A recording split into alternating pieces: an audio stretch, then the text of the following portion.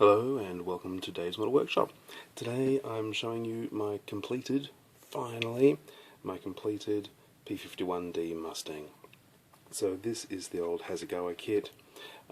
It's a 1960s moulding and it's taken me 4 months, I think. I started this in April and it's now August, so yeah, 4 months of hard graft. I'm pretty happy with the results, considering the kit, and that's such a cop-out of a thing to say, but I am. It's been, I'd love to say it's been a pleasure to work on. It's been hard graft, to be honest. I'm happy to have finished it, but it has been a bit of a hard slog at times. I haven't really felt the inspiration on this bad boy. So yeah, points to note.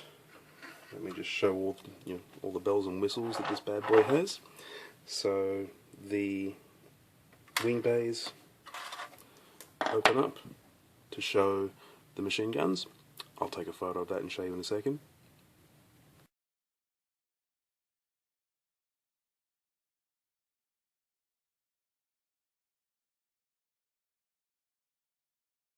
Quite a lot of scratch built detail went into that, and also the engine opens up, the cowling comes off the engine, so I'll show you a photo of that as well.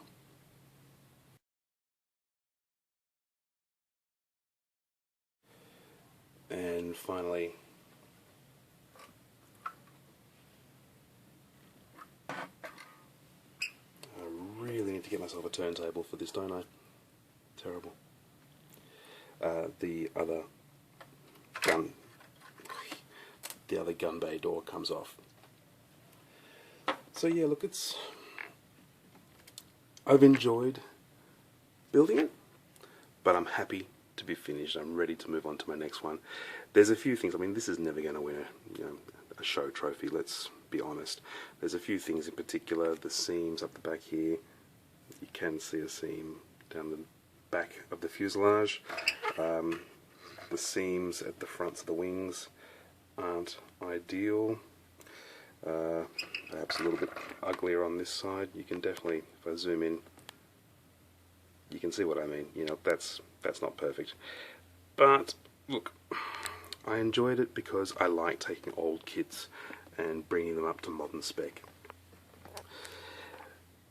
That said, I've seen people building 1/32 Tamiya Mustangs while I've been building this, seen photos online, and I put hours and hours and hours of work into the engine bay. It looks fairly crap compared to a Tamiya's Mustang Merlin engine bay. Yeah, look, I've always told myself, oh, that's what I love about it. I love the bringing the old ones up to speed. But I think I'm going to take a little break from that for now and start, buying more expensive kits, because this has just done my head in. The fact that I spend hours and hours, like that's, a scratch-built landing light because the landing light was crap. So I used the landing light as my little rear vision mirror up the top there. But yeah, the fact that, I can spend hours and hours and hours detailing this wheel bay, and I'm happy with it, it's come up well.